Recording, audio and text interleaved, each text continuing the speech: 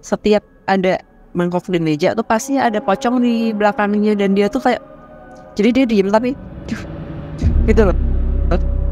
Dia peragain kayak gitu.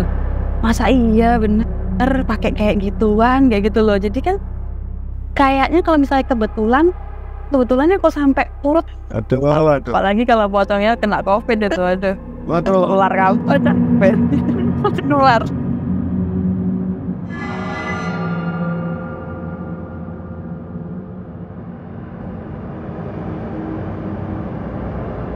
Salam sejahtera saudara-saudari yang terkasih. Kembali lagi di Horor Hore Podcast episode yang ke-16 bersama saya Garna Raditya. Disiarkan langsung dari Oakland, California pada hari Sabtu 4 November 2023 pukul 12.41 malam. Apa kabar Danisa? Apa kabar Dini? Baik, Garna. Sudah ini ya, untuk Dini nih yang sekarang berada di Sapporo, ini berarti pukul berapa nih sekarang? Sekarang berarti 16.43 Mas. 16.43 ya. Tapi itu cuacanya dingin, sejuk atau gimana? Dingin banget. Dingin banget. Oh, Oke. Dingin banget. Udah mulai banget ya. Nah, Kalau di sini sih belum begitu sih. Cuman nanti akan mulai pohon-pohon mulai berubah warna-warni. Kalau di sini tuh dinginnya ditambah angin gitu kan, jadi kayak nusuk banget gitu. Begitu kita keluar rumah kena anginnya tuh langsung rasanya nusuk banget dinginnya. Sebagai warga Semarang yang biasa panas-panasan, ini challenging. Benar. Podo ayo, jangan kita ademen ya, podo ra penak itu. Sebetulnya bicara.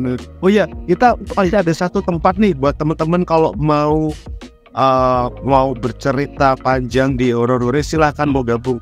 Nanti bisa langsung request join ya kalau mau gabung ya. Oke, apa kabar Danisa juga? Baik, Mas Garna, Mbak Dini. Di sini, halo. Di sini juga kebetulan dingin karena lagi musim hujan, dan hujannya tuh lumayan deras. Terus ada badai juga kemarin yang sempat menumbangkan beberapa pohon di sini, dan beberapa rumah juga banyak yang gentingnya rusak. Itu banyak sekali sih, termasuk kemarin di rumah tante saya, dan di rumah saya pun atapnya bocor semua karena badai. Akhirnya hujan ya setelah laut kemarin. Oke, ini iya.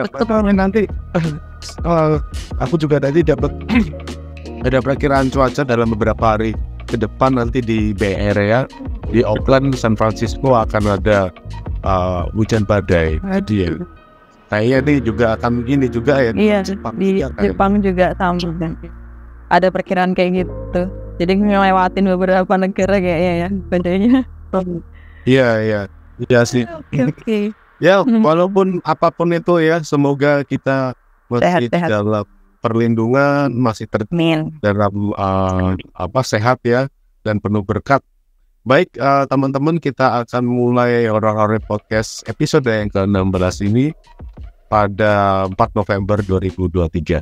Dan teman-teman, sekali lagi, kalau masih ada yang mau cerita, silahkan request join. Kita masih ada satu bilik lagi untuk bercerita.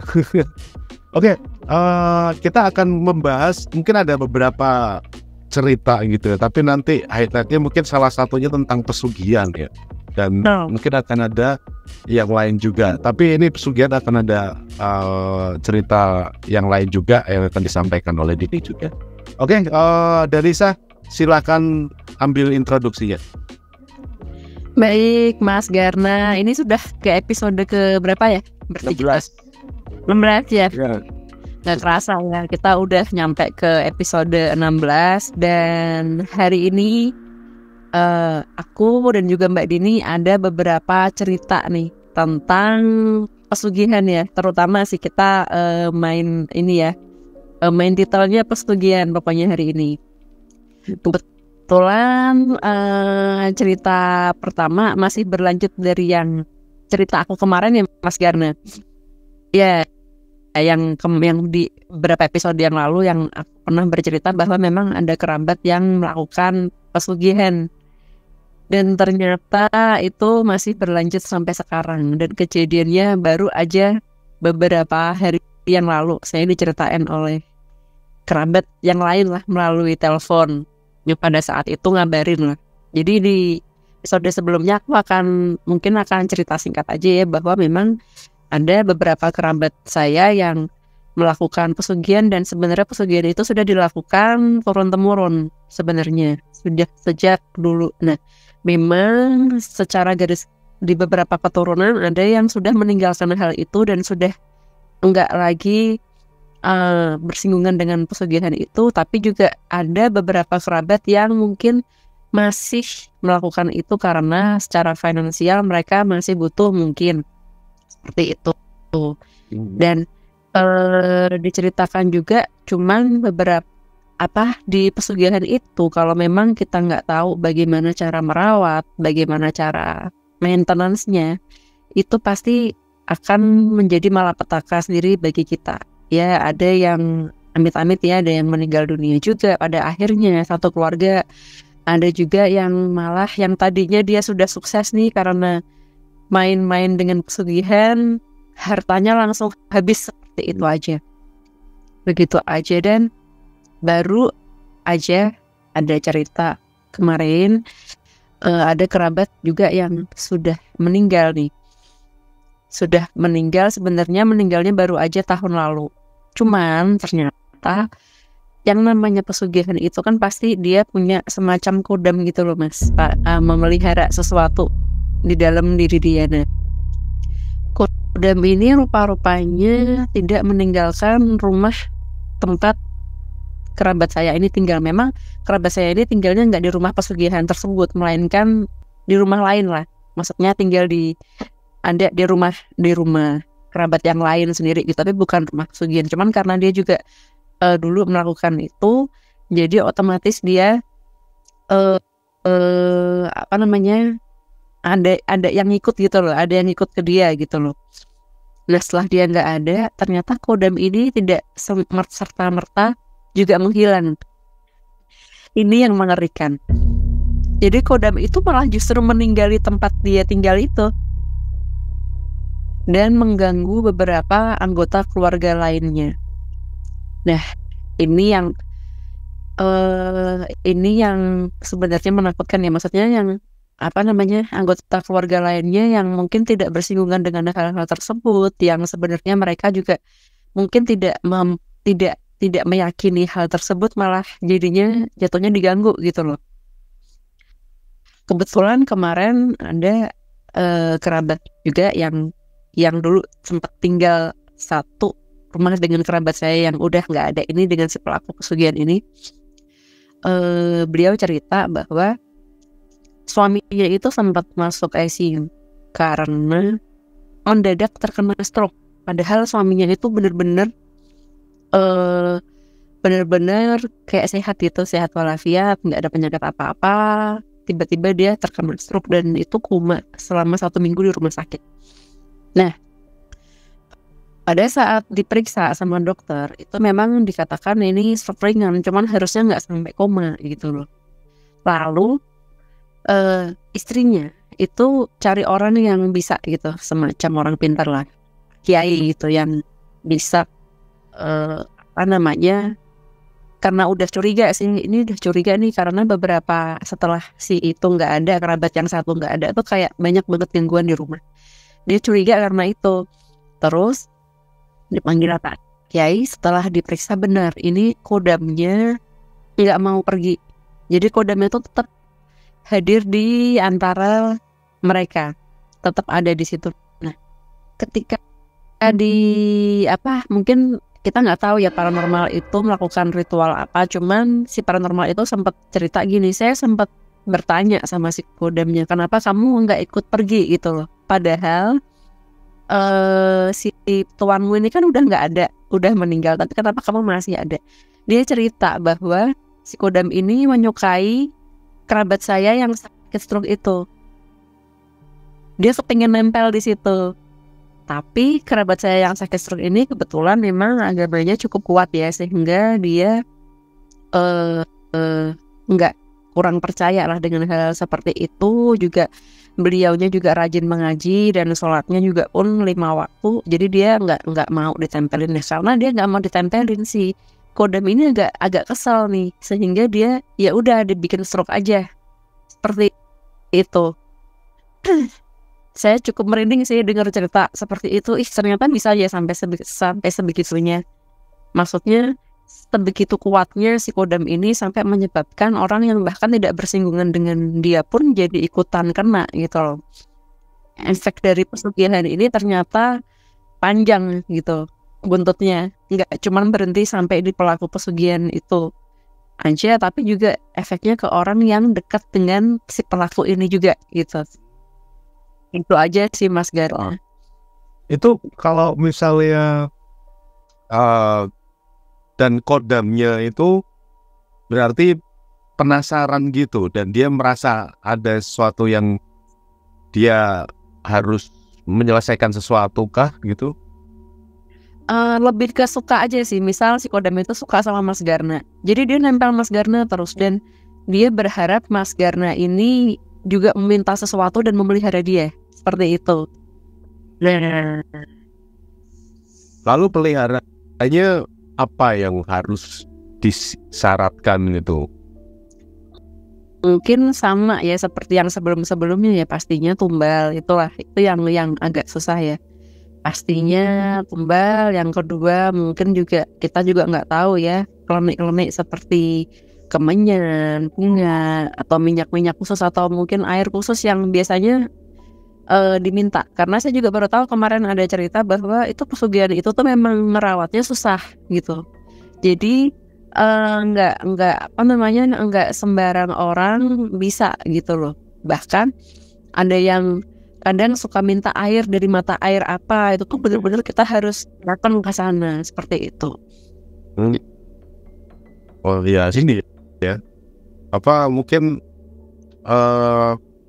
tapi kamu tahu apakah kerabatmu itu, temanmu itu, apakah akhirnya mencari petunjuk kah untuk bisa memberhentikan itu gitu? Sebenarnya iya sih, dia terus mencari cara supaya bisa menghentikan. Mungkin nanti kalau kondisi sudah sehat, beliau akan diruqyah katanya. Mau mencoba untuk ruqyah gitu. Tapi belum sih, karena sudah dalam keadaan sadar, cuman masih dalam perawatan aja sih. Ya.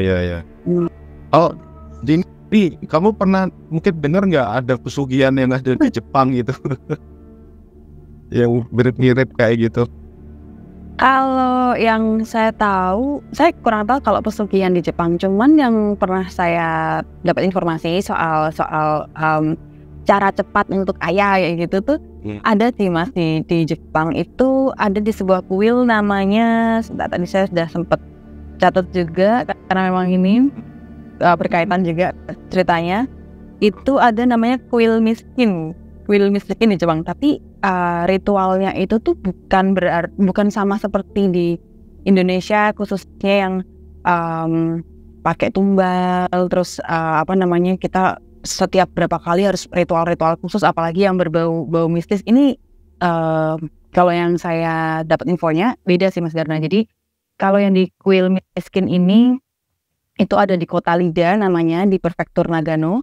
Itu lebih ke kayak orang datang ke pemuka agama terus minta untuk dibantu doakan kayak gitu. Jadi bukan yang pesugihan kita datang untuk minta tadi mungkin yang Danita cerita ada jin kodam dan sebagainya. Ini beda sih Mas. Jadi lebih ke datang ke situ, kemudian nanti pendetanya bantu kita untuk mendoakan supaya apa yang jadi hajat kita itu lebih cepat terkabul gitu. Dan ritualnya pun tuh juga gak cuma semacam ada kita datang untuk memohon kepada dewa, kemudian kita sebutkan juga permintaan kita apa, kemudian keluhan kita apa, seperti itu. Dan selain itu juga si pendetanya itu juga akan meminta kita untuk mensyukuri apa yang saat ini sudah kita miliki. Jadi lebih ke hal-hal yang positif gitu sih Mas Garna di kuil ini. Okay. Itu namanya kuil Bimbogami. Jadi nanti dari datang tempatmu kira-kira berapa jam tuh? Prefektur Nagano jauh sih Mas.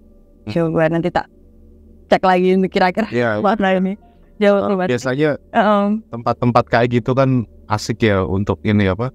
Untuk apa? Didatangi. Ya itu gitu untuk ya.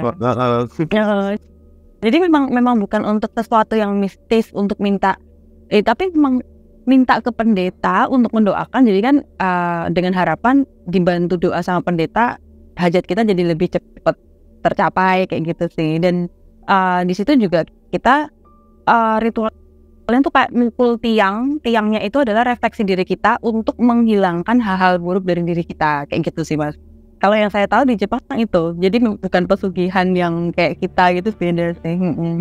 Biasanya kalau ada sebuah ritual gitu, mungkin itu apa? Merujuk kepada agama Shinto kah? Atau ada keyakinan? Betul. Gitu. Okay. Iya, agama Shinto sih, lebih merujuk ke agama Shinto sih Mas. Jadi memang kepercayaan orang Jepang kan kebanyakan itu ya, masih menyembah dewa juga. Jadi lebih ke kepercayaan Shinto dan juga yang disembah juga berupa dewa-dewa seperti itu dengan ritual-ritual yang mungkin kalau misalnya di Indonesia mungkin dekat sama orang yang datang ke kuil gitu-gitu sih, kuil ke kelenteng kayak gitu, mungkin mirip-mirip kayak gitu sih Mas. Iya. Kamu nggak ada mungkin sedikit paham tentang mistisisme di dalam agama Shinto gitu? Kalau di agama Shinto tuh memang ada beberapa hal yang unik dan karena mereka masih merujuk ke agama zaman nenek moyang kita dan zaman sangat tua gitu ya, zaman dulunya gitu, belum mengenal yang kayak kalau zaman dulu kan kita sebutnya tuh animisme dinamisme gitu sih. Ya jadi kalau yang saya tahu agama Shinto tuh sampai sekarang masih merujuk ke kepercayaan yang seperti itu sih. Cuman kalau untuk detailnya saya memang mungkin belum banyak tahu sih. Yang saya tahu cuma tadi itu soal yang ritual bukan pesugihan tapi ritual untuk menghilangkan keburukan. Ya. Ya mungkin kalau mungkin bisa kayak bertapa gitu juga ya. Dan ini kamu mungkin ada cerita mungkin yang sudah kamu persiapkan untuk bisa dibagikan pada kita semua nih. Silakan. Ya kebetulan ada sih Mas Garna. Juga ceritanya hampir mirip-mirip sama Danisa juga. Jadi memang lebih ke kepercayaan untuk cara tempat kayak yang ala Indonesia. Ya biasa. Oh ya sebelumnya Mas Aji kalau mau gabung masih ada satu bilik nih. Kalau mau ikutan join nanti langsung request join ya Aji. Silakan ya. Oke, silakan dilanjut Dili. Oke. Siap Mas Garna. Jadi ini sebelumnya juga saya mohon izin, saya udah sempat scripting karena saya memang nggak ingin spill namanya apa, lokasinya apa. Jadi ini sudah saya scripting juga, takut keceplosan soalnya Mas. Jadi saya izin sambil baca. Oke. Jadi ini cerita tentang saya ada juga kerabat jauh saya itu kebetulan punya usaha rumah makan. Cuman seperti yang sudah saya mention tadi, saya nggak bisa sebutkan nama usahanya apa, yang dijual apa, lokasinya di mana, karena kan ini berhubungan sama nanti imbasnya ke usahanya itu ya. Jadi saya benar-benar rahasiakan ini. Saya juga mohon izin ngomongnya lebih slow karena benar-benar takut keceplosan. Santai. Oke, siap. Oke. Jadi usaha rumah makan ini tuh udah lama banget berdirinya, bahkan sejak saya kecil itu tuh sudah ada. Dan bisa dibilang populer, cabangnya juga banyak, ada di mana-mana. Dan rame. Jadi masing-masing cabangnya pun tuh juga ramai pengunjung seperti itu. Nah, saya juga mengakui kalau yang dijual oleh kerabat ini tuh rasanya memang enak. Kemudian juga harganya terjangkau, porsinya banyak. Jadi saya rasa sih kalau misalnya tempat makan ini rame itu wajar. Karena kan memang biasanya kunci untuk usaha rame itu kan gitu ya. Porsinya wakil, rasanya enak, harganya juga jangkau kayak gitu kan. Nah, cuman beberapa tahun setelah saya nikah sama suami, ini nih temennya si suami ada yang habis makan dari situ. Ceritalah dia ke suami. Jadi dia bilang kalau si temennya suami saya ini tuh kebetulan indigo. Jadi memang dia sudah biasa ngelihat makhluk-makhluk gak kasat mata kayak gitu. kebetulan waktu dia datang ke rumah makan kerabat saya ini, kok dia lihat pocong di samping kasir, di samping meja kasir. Ya dipotong. Saya tuh ya memang diam aja sih. Cuman kan teman saya juga kayak, loh kok ada kayak gitu. Jadi kan karena yang kita tahu selama ini, kalau misalnya sebuah tempat itu ada nyun sewu, ada penglarisnya itu kan biasanya pakai pocong kan. Nah jadi temannya suami itu langsung kayak, apa masa iya? Karena tanya rasanya memang enak dan memang maksudnya tempatnya tuh tempat yang kayak sewajarnya aja rumah makan ramai kayak gitu. Akhirnya si suami ini ceritalah ke saya pun bilang, masa sih, karena itu udah dari saya kecil banget itu udah ada, udah berdiri, bahkan udah buka cabang di mana-mana juga kayak gitu, sehingga saya antara percaya nggak percaya juga sih. Cuman si temennya suami ini juga nggak mungkin bohong kayak gitu, jadi kayak kita mulai agak-agak jangan-jangan iya apa ya gitu. Terus selang beberapa tahun kemudian si ibu pemilik usaha ini wafat karena sakit.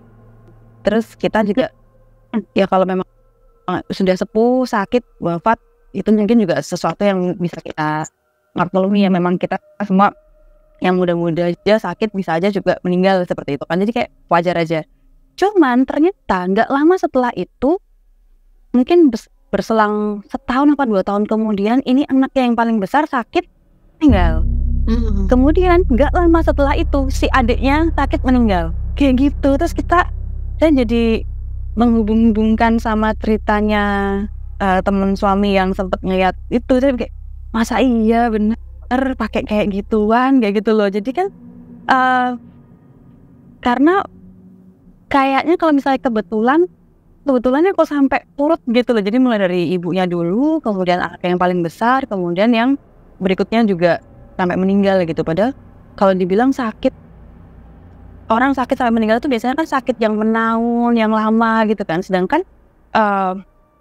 si anak-anak ini tuh usianya juga mungkin bisa dibilang belum yang tua-tua banget lah, mungkin sekitar 34 tahun, 30 tahun, 40 tahun. Jadi kan kita menyayangkan gitu loh. Jadi kalau misalnya memang iya ternyata tempat usaha itu menggunakan itu, saya kayak menyayangkan aja sih, karena harga yang harus dibayar nggak setimpal sih kalau sampai ini bener karena itu gitu loh mas. Ya cuman terlepas dari itu ya mudah-mudahan almarhum dan almarhumah ini diterima di sisi terbaik Allah Subhanahu Wa Taala. Itu sih. Jadi cerita soal penglaris rumah makannya. Gitu. Tapi itu apa ada ini gak pernah dengar ada ritual-ritual khusus gitu kah yang dilakukan? Nah kalau saya kebetulan nggak tahu sih mas. Kalau saya nggak tahu, cuman kalau keluarga yang mungkin eyang atau bapak ibu mungkin ada yang tahu, cuman nggak pernah spill ke kami juga gitu. Tapi selama ini yang kita tahu, beliau itu juga hidupnya biasa-biasa aja, terus orangnya juga ramah kayak gitu. Jadi kita nggak akan mikir kalau punya pengalaman ke arah sana kayak gitu sih. Monggo Danisa, silakan. Ini ada Mbak Diah Prasasti yang barusan join. Kebetulan Mbak Diah Prasasti ini temenku dan Mbak Dini juga. Ayo Mbak. Aja Indigo ya. Ini cerita horornya banyak sih. Mana nih Mbak Diah? Langsung mungkin bisa langsung request join. Join aja Mbak Diah, boleh. Itu Mbak Diah ini kebetulan rekan kantor. Terus dia banyak cerita sih sebenarnya. Boleh. Ya. Sambil mungkin kalau nanti Mbak Diah aja mau ikutan, monggo Mbak ya. Kita senang untuk bercerita, untuk bisa mengingatkan satu dengan yang lain. Ya itu tadi apa Dini. Jadi itu kapan itu sudah berlangsung udah lama? Yang anaknya yang tadi yang kedua Sedo itu tahun ini barusan. Jadi memang maksudnya setelah usahanya berdiri bertahun-tahun kan, sudah saya kecil soalnya.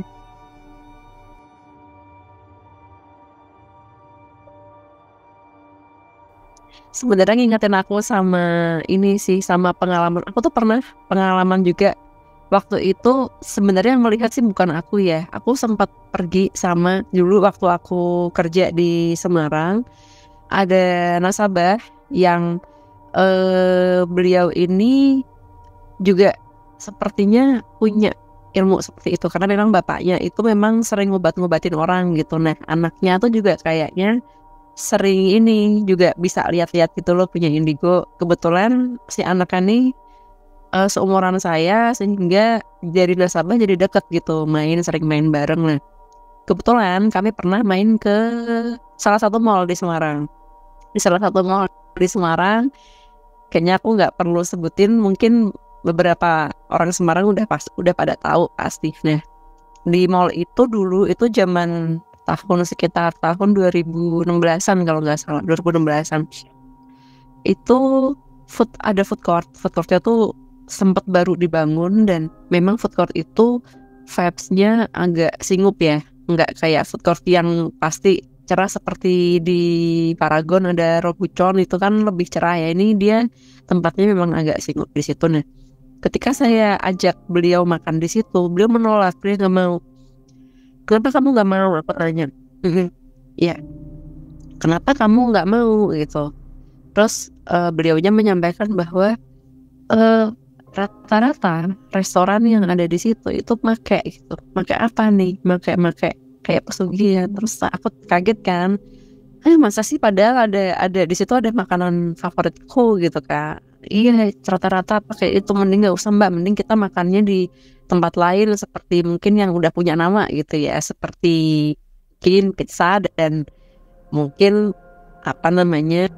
ayam gorengan gitu, fried chickenan gitu. Mending kita makan di situ aja daripada di food court tuh gitu. Terus setelah kita sudah sempat nyampe di, akhirnya kita milih makan di tempat ayam gorengan itu, fried chickenan.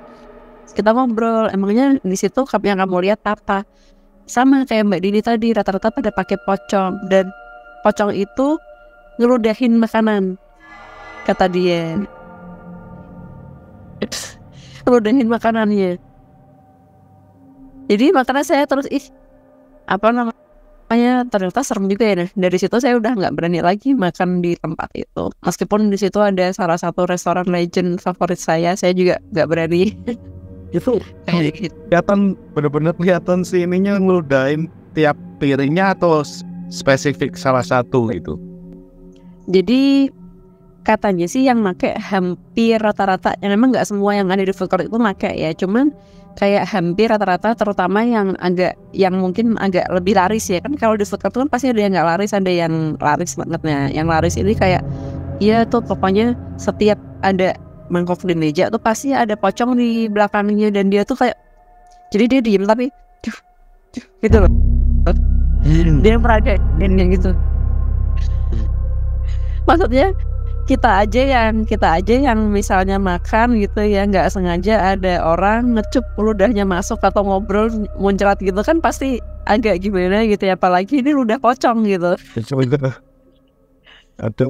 Apalagi kalau pocongnya kena COVID itu, aduh. Nular apa capek. Nular. Bener. Iya ya. Tapi kayaknya tuh cara bereaksi si Poci itu memang hanya bisa meludah. Dia itu tidak bisa untuk menyerang seseorang atau bisa bergerak dengan cepat. Dia kan cuma sebenarnya kan menakuti ya. Dia tuh nggak bisa apa-apa sebenarnya.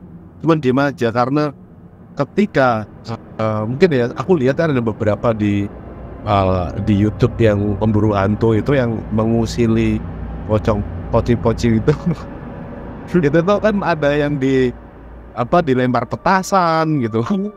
Terus kemudian ada yang diajak goyang pargoy. Mungkin gini sih Mas Garna, aku pernah punya pengalaman, mungkin rekan kita Cik Vera juga yang pernah punya pengalaman langsung dengan pocong waktu itu nah itu kalau kata orang pocong itu memang dia diem, tapi sebenarnya dia energinya bahkan lebih besar daripada kuntilanak, daripada tuyul, bahkan daripada genderuwo sekalipun. Makanya kenapa mereka seringkali dipakai untuk media pelet dan pesugihan pocong itu.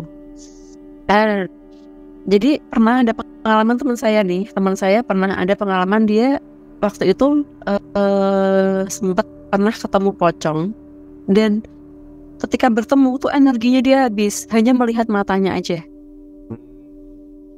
Jadi katanya pocong itu biasanya ya wajahnya rusak seperti jenazah yang sudah terurai pada umumnya, wajahnya rusak seperti itu.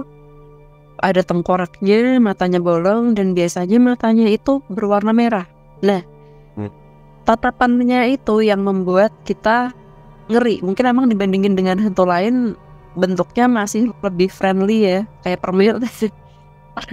Tapi sebenarnya katanya dia itu yang energinya paling kuat. Jadi hanya dengan diam aja dia bisa menyerap energi orang gitu. Nah, kalau saya menyimpulkan mungkin ya, saya mungkin kalau ada yang tahu boleh dikoreksi di sini. Mungkin orang ini orang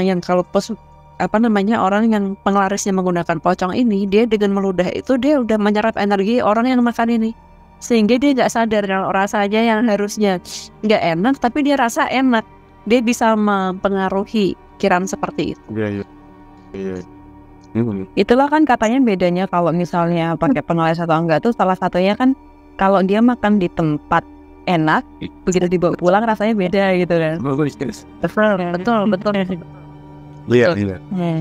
Nah, ya sebenarnya itu juga selain itu ya, mungkin nggak tahu kalau memang itu bisa berpengaruh, tapi memang mindset kita itu kadang itu mungkin yang terilusif gitu loh, yang akhirnya membuat itu ini adalah sebuah pesugihan dan rasanya itu bisa macam-macam, ada yang enak terus kemudian bisa hambar atau macam-macam gitu lah.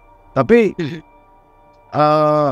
aku juga sempat lihat sih kalau memang yang itu loh, yang seorang ini bisa nunjuk, ini tempat ini ada pesugihannya, tempat ini ada pesugihannya gitu. Nah, selain tanda-tanda ada poci gitu, selain itu apa, Danisa atau Dini, kalian pernah tahu nggak? Tanda-tanda, aku pernah diberitahu biasanya, ini aku nggak tahu ya kebenarannya. Katanya kalau tempat usaha ada tapal kuda tuh biasanya dia pakai pesugihan. Tapi memang nggak semuanya ya. Kadang kan tapal kuda itu kan dipakai buat hiasan dinding bisa jadi. Tapi ada juga yang memang menggunakan jimat tapal kuda ini untuk pesugihan. Itu siang saya pernah diinfoin. Ada teman saya juga yang yang memang indigo, dan dia tahu hal-hal semacam itu, pasti akan mengatakan demikian gitu. Biasanya sih kalau ada tapal kuda, dan dia biasanya tutup di hari biasa kecuali hari Sabtu, pokoknya bukan di hari libur. Jadi kayak antara hari Senin sampai Rabu dia ada tutupnya, seperti itu. Cuman memang nggak semua sih, ini aku juga nggak ngechat sih, nggak semua, karena bahkan adik saya pun juga buka itu ya ayam goreng Sabana, itu pun dia biasanya ada libur di hari Senin atau Selasa, karena memang di hari itu sepi seperti itu.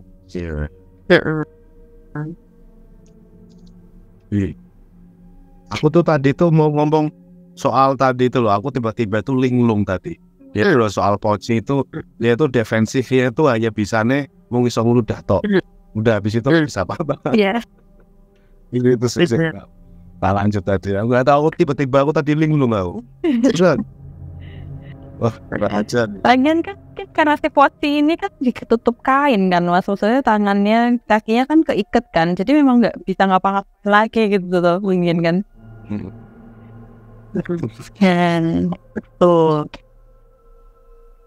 Baik, kita bisa untuk sambil menyerapi apa yang sudah kita bicarakan tadi sebelumnya, dan terima kasih teman-teman yang sudah menyimak Horror Podcast episode yang ke-16.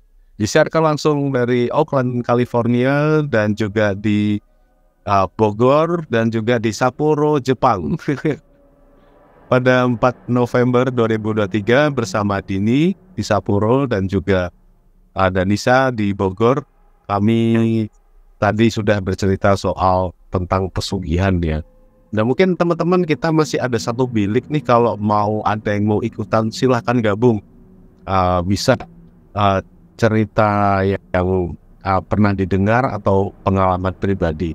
Dan nanti untuk bisa mungkin hanya sekadar mampir, nanti bisa menyimak siaran ulangnya di YouTube kanal saya Garna Raditya. Nanti ada beberapa episode yang sudah di situ.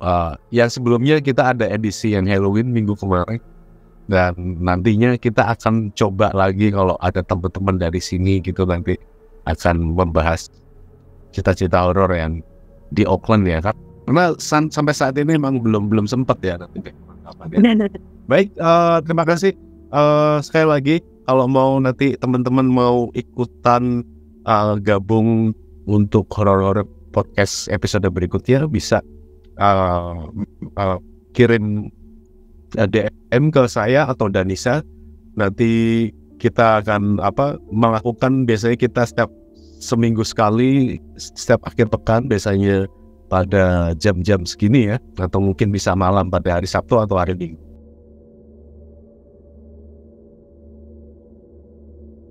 Aku ada satu cerita sih Mas Garna, aku sampai hampir lupa sama ceritanya, tapi ini menurutku ini serem banget. Jadi gini, kebetulan saya ada teman saya itu kerja di perusahaan leasing ya, perusahaan leasing, dan dia itu memang dimintain tolong untuk survei tempat, survei rumah untuk cabang mereka yang kesekian, untuk survei untuk tempat, untuk nyewa tempat lah untuk cabangnya mereka yang kesekian lah di daerah Ungaran pada saat itu. Nah, kebetulan ada rumah ini tuh rumahnya pengusaha yang cukup kaya ya, dan kebetulan teman saya itu sempat naksir nih, kayaknya tempatnya strategis nih dari segi lokasi dan dari segi ini ya, dari segi tempatnya besarnya itu cukup layak untuk dijadikan kantor gitu. Terus setelah itu dia sempat survei ke sana berdua. Nah, pada saat survei ke tempat tersebut, memang tempat itu dijaga oleh salah satu juru kunci. Memang rumahnya itu memang disewakan sih. Ada salah satu juru kunci yang dia mengantarkan untuk berkeliling di rumah itu. Nah, pada saat dia masuk ke gerbangnya aja, dia perasaannya tiba-tiba udah nggak enak. Padahal dari luar tuh kayaknya excited gitu loh sama rumah itu. Tapi begitu sudah memasuki gerbang tuh perasaan dia berkecamuk, udah nggak enak. Pun temennya pun juga merasakan hal yang sama. Nah, pada saat pintu tuh sempat dibuka, jadi pintu rumah itu tuh sempat dibuka sedikit, jadi belum sempat dibuka lebar gitu, dan temen aku tuh belum dipersilahkan masuk, baru dibuka sedikit sama si juru kunci. Terus juru kunci tuh ngobrol gitu. Nah, dia tuh kayak masih di depan pintu gitu, baru dibuka sedikit sekelibat. Jadi rumah itu ada kayak ini ya, kayak ruang tamu yang luas, kayak lobby hotel gitu, karena memang ini rumah mewah yang cukup besar. Cuman memang tidak ditinggali sama si pemilik, memang sengaja dikosongkan dan untuk disewakan gitu. Jadi itu kayak lobby hotel kosong, dan di atasnya ada tangga yang kanan kiri itu loh Mas Garna, gini kanan kiri. Terus ada kayak balkon gitu yang di dalam itu loh, yang lantai 2-nya gitu. Nah, dari atas itu dia udah dari baru mau masuk aja dia disambut sama hal gak enak. Dia ngeliat sosok gede itu tuh jalan di situ lewat, kayak bayangan gitu. Tuh dia udah gak enak perasaannya. Baru setelah dia dipersilahkan masuk, memang situasinya singgup ya. Dia masuk, diajak berkeliling rumah, dan anehnya itu memang kejadiannya siang sih, dia siang. Anehnya si juru kunci itu tidak menyalakan lampu. Dia hanya mengandalkan sinar matahari yang masuk. Sedangkan memang rumah itu cukup banyak tanaman, banyak pohon di sampingnya, rindang. Jadi itu nggak terlalu terang, agak gelap gitu. Terus sudah naik ke atas, ada satu kamar di situ yang juru kunci itu bilang bahwa ini kamar kamar ini dulu adalah kamarnya si pemilik rumah dulu, si tuannya dulu. Ini nggak boleh dibuka ya, saya akan bukain semua kamar di sini kalau Mbak mau lihat, cuman satu pintu ini nggak boleh dibuka. Bahkan Mbak sendiri juga nantinya kalau itu deal disewa itu nggak boleh dibuka pokoknya. Mana penasaran? Temen aku nih orang ini nggak dablek ya, dia udah dibilang jangan dibuka, dia penasaran. Nah ketika temennya yang satu ini jalan sama juru kuncinya ke tempat lain, dia tetap ada di situ lihat, dan dia lihat ternyata kamar itu nggak dikunci, ada kebuka sedikit gitu, ada kebuka sedikit celah. Nah memang dia nggak berani ngebuka lebar ya, takut kalau nanti si juru kunci ini nggak berkenan atau gimana. Dia ngintip gini loh, Mas ini pintu agak kebuka sedikit, dia gini loh, nah gitu, dia ngintip. Setelah itu dia kayak orang kaget. Dia kaget banget ketika dia mengintip, yang dia lihat itu sekumpulan monyet. Dia monyet dan dia melihat monyetnya itu hitam, kecil-kecil. Monyetnya itu kecil-kecil hitam. Matanya merah. Dan giginya itu tajam. Mungkin ada sekitar 5 atau 6. Dia loncat ke sana dan kemari seperti itu. Dia kaget dari situ. Terus setelah itu dia karena ketakutannya dia ngajak pulang si temennya. Ayo kita pulang tempat ini kayaknya nggak cocok buat kamar kita. Terus temennya bilang, kenapa? Di sini layak loh, tempatnya bagus, bersih, dirawat gitu. Tapi teman aku kayak enggak, merasa nggak enak di sini. Aku merasa bener-bener nggak enak. Kita jangan tempat ini deh. Ayo kita pulang gitu. Akhirnya karena teman saya itu bener-bener yang kayak orang apa sih, ketakutan sampai dia nangis, ayo pulang gitu. Dia pulang, terus nggak lama setelah itu teman saya ini sakit. Dia sempat nggak berangkat kantor selama 2 hari. Dia sempat merasakan demam, dan ketika dia pulang dia sempat diimpiin sama makhluk besar yang dia temuin di balkon itu, yang dia lihat itu. Nah, baru di situ terungkap dia mimpi buruk, dan dia selalu mimpi buruk, selalu merasa sakit di jam-jam tertentu. Barulah terungkap setelah dia dipanggilin semacam kayak orang pintar juga, kayak paranormal gitu, untuk diobati. Nah, dia bilang, mbaknya nih habis dari mana sih, ditanyain. Saya, iya Pak, saya cuman habis survei di sini gitu. Terus dia, Mbak tahu nggak, rumah itu tuh tempat pesugihan namanya kandang bubrah. Nah, si kandang bubrah ini dia itu menonjok dia main tumbal. Jadi dia orang yang melihat sesuatu di situ itu biasanya akan dijadikan tumbal berikutnya. Termasuk teman saya ini yang dibikin sakit, ada kemungkinan dia mau dijadikan tumbal, sehingga dia pada saat masuk aja udah disambut sama hal yang gak enak. Jadi kayak udah dipilih gitu loh sama si jin-jin itu untuk aku mau nih si mbak ini dijadikan tumbal. Terus dan dia juga berakhir dengan sakit ya, pulang itu dia sakit dulu. Mbak, harus saya bersihkan ini, harus di doa-doakan biar nggak terjebak dalam tumbalnya si kandang bubrah ini. Usut penyusut, setelah ditanya apa itu kandang bubrah, jadi kandang bubrah itu biasanya pesugihan tingkat tinggi yang biasanya penggunanya ini sudah memang kaya banget gitu ya, udah kayak konglomerat, dan juga sudah punya kuasa lah, ibaratnya seperti itu. Nah, sehingga dia ketika sudah kaya raya, sudah punya banyak rumah, dia harus menyisakan satu rumah mewah yang dijadikan tempat dia tempat tinggal jin-jinnya yang dia pakai seperti itu. Nah, cuman memang tempatnya itu juga dikomersilkan, cuman memang tidak boleh dipakai sama si pemilik rumahnya. Nah, biasanya konon ceritanya kalau dikomersilkan, misal disewakan atau disewakan atau mungkin dipakai buat kantoran, biasanya pasti ada aja kejadian, entah ada yang meninggal dunia, seperti mungkin yang terjadi sama sama waktu mama saya dulu tinggal di Semarang itu ya, di daerah Kanguru itu, yang pemilik terdahulunya ada yang sampai meninggal dunia, bahkan ada yang sampai gangguan jiwa juga. Nah, biasanya akan terjadi seperti itu. Nah, untuk menghindari hal itu, makanya teman saya ini sempat dibersihin juga, di ruqyah dan lain sebagainya, barulah dia bisa kembali normal bekerja, dan akhirnya diputuskan untuk enggak ambil tempat itu. Itu tuh Mas Garna.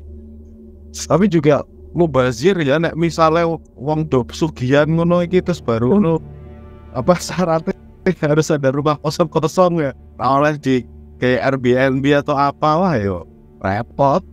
Nah, cuman banyak loh Mas Garna yang seperti itu nanti disewakan, biasanya disewakan, rata-rata sama mereka disewakan. Sebenarnya disewakan itu mereka pintar sih, mereka mencari tumbal yang di luar keluarga. Jadi si penyewa rumah itu justru yang kadang salah satunya pasti akan dijadikan tumbal, entah nanti ada anaknya yang meninggal. Itu sama halnya, itu sama halnya sama seperti mama saya waktu tinggal di rumah Kanguru itu. Itu ada kemungkinan ke arah situ sih. Ada kemungkinan ke arah situ, karena memang si pemilik rumahnya itu punya banyak rumah, cuman dia nggak ninggalin rumah itu, tapi rumah itu disewakan. Nah, parahnya si penghuni sebelumnya itu banyak yang kejadian meninggal, ada yang anaknya meninggal, ada yang bapaknya meninggal di situ semua. Kalau aku kemarin sempat baca-baca ya, apa itu pesugihan kandang bubrah.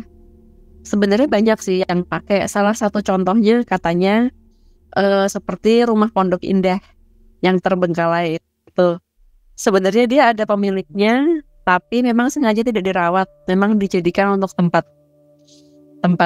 seperti tempat perjanjian gitu ya. Pokoknya kalau kamu nanti jadi sukses kayak kita nih, jin-jin juga harus dapat tempat dong, dapat rumah.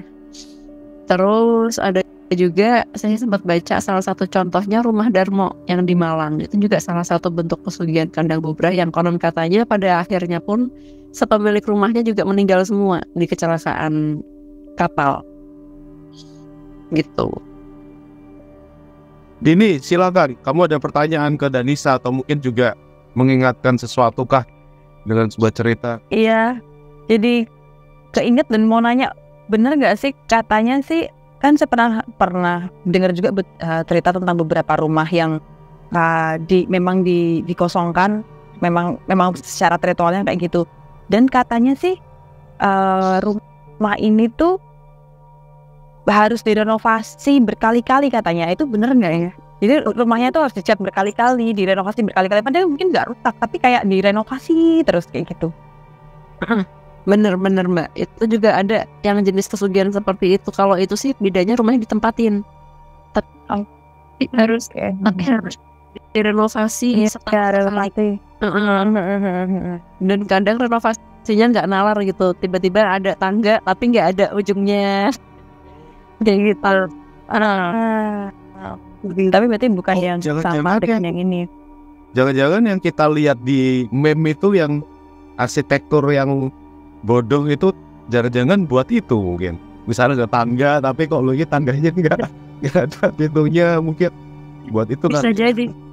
Bisa jadi karena memang ada sih yang pesugihan dan katanya berkali-kali merenovasi rumah, sehingga kadang tuh pemilik rumah udah bingung sendiri mau direnovasi model apa. Jadi kadang cuma ditambahin tangga, ditambahin jendela, atau mungkin ditambah atau catnya dirubah.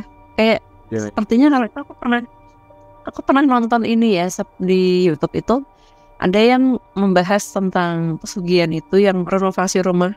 Tapi aku lupa namanya apa. Cuman dia sempat bahas itu semua tuh tergantung permintaan si jinnya. Misalnya, aku butuh warna, aku bosan sama warna rumahnya. Misal kamu kasih warna pink, aku mau dong besok warna hijau gitu. Dicat warna hijau. Nanti misal si jinnya bilang, wah aku butuh tangga di sini. Nah, bahkan mungkin di situ nggak ada ruangan, tapi ada aja tangga di situ. Katanya seperti itu. Jangan-jangan juga minta interior tertentu, misalnya minta yang IKEA gitu. Oh atau yang apa gitu? Enggak sih. Kayak mereka lebih ke struktur bangunannya gitu loh. Lebih ke minta kayak misal minta ada jendela, tapi misal di dalam rumah di dalam tuh ada jendelanya, jadi nggak mengarah keluar, tapi cuma mengarah ke ruangan lain aja. Itu juga pernah ada seperti itu. Oke. Nah, lantas kira-kira bagaimana orang bisa tahu kalau misalnya tempat tersebut itu memiliki sebuah perjanjian pesugihan yang kita orang yang tidak tahu menahu soal itu, terus kemudian menempati tempat itu, terus kok bisa-bisanya bisa kitanya juga akan biasanya sih dari aura ya Mas. Maksudnya kadang itu kita punya feeling ya, kita masuk ke sebuah tempat yang mana kok sepertinya saya merasa seperti ada yang mengawasi, atau mungkin perasaan saya nggak enak sehingga saya rasanya kepengen berdoa terus, saya takut, jadi saya selalu berdoa. Biasanya sih tempat-tempat seperti itu tempat yang bisa dibilang nggak beres gitu. Kalau di saya pribadi ya, misalnya saya juga bukan orang yang indigo seperti itu, cuman saya itu cukup peka sama tempat-tempat yang saya rasa angker atau mungkin nggak beres, atau bahkan di tempat-tempat yang mungkin ada penglarisnya pun saya juga kadang suka ngerasa kayaknya makan itu aneh, rasanya pasti meskipun enak tapi pasti ada tes yang aneh di mulut, kayak apa ya, ini tes yang nggak biasa nih, seperti bukan bumbu, seperti bukan apa, tapi kayak di badan tuh jadi kayak nggak enak gitu loh. Itu sih Mas. Atau bisa sampai orang sampai sakit nggak, misalnya kalau ada makan gitu di sebuah restoran yang punya pesugihan gitu, penglaris. Nah ini menarik sih Mas Garna. Saya pernah ada cerita dari teman saya yang indigo yang juga bisa melihat seperti itu. Dia cerita bahwa ada teman sesama indigo yang dia itu sempat diajak makan di restoran yang ada penglarisnya. Nah karena pada saat itu dia diajak sama keluarga, dia nggak berani nolak. Akhirnya diam dulu ya sayang. Anakku. Nah pada saat ya maaf Mas Gara, ini anakku lagi awal. Jadi pernah ada temennya yang indigo juga ya, diajak makan di rumah di salah satu restoran sama keluarganya. Karena mau nolak dia enak, akhirnya dia terpaksa makan. Lah pada saat dia makan, dia kan pasti karena orang yang lain ngerasain masakan enak ya, cuma dia sendiri yang ngerasa makanan ini nggak enak gitu. Apa sih dia ngerasa kayak mungkin rasa iler setan ya, kita kan nggak tahu ya, mungkin kayak diludahin kan ngerasa ada bau-bau jigong pocong gitu mungkin. Dan ketika dia terpaksa makan, dia cuma bisa nyelesain sampai 5 sendok. Setelah itu dia ngerasa kayak di lehernya tuh kayak tercekik gitu loh, di leher gak enak, kayak orang radang.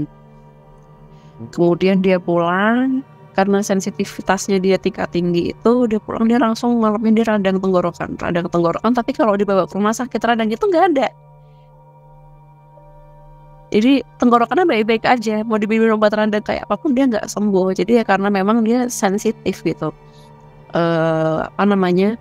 Memang dia indigo, dia bisa ngerasain itu. Bahkan kadang kan orang indigo kan macam-macam ya, ada yang bisa hanya melihat, ada yang bisa dia bahkan berkomunikasi, ada yang bisa menyentuh, ada yang bisa apa. Nah, dia termasuk orang yang bisa merasakan ketika ada hal gaib masuk ke badannya itu dia langsung sakit gitu. Padahal kalau diperiksa mungkin dia rasanya badannya panas. Memang waktu di termometer dia demam, tapi setelah diminumin obat tuh nggak kunjung sembuh. Ternyata ya memang karena ada gangguan, ada yang nggak beres dalam badannya itu. Ya. Tapi mungkin memang itulah kenapa kita sebelum makan perlunya berdoa. Selain untuk kita mensyukuri, ada kalanya memang pesugihan, terus kemudian penglaris dan mungkin kita nggak sengaja makan di sebuah tempat yang ternyata itu ada gitu. Kita pasti yakinkan bahwa setiap kita percaya makanya itu doa itu sebagai pemurni ya.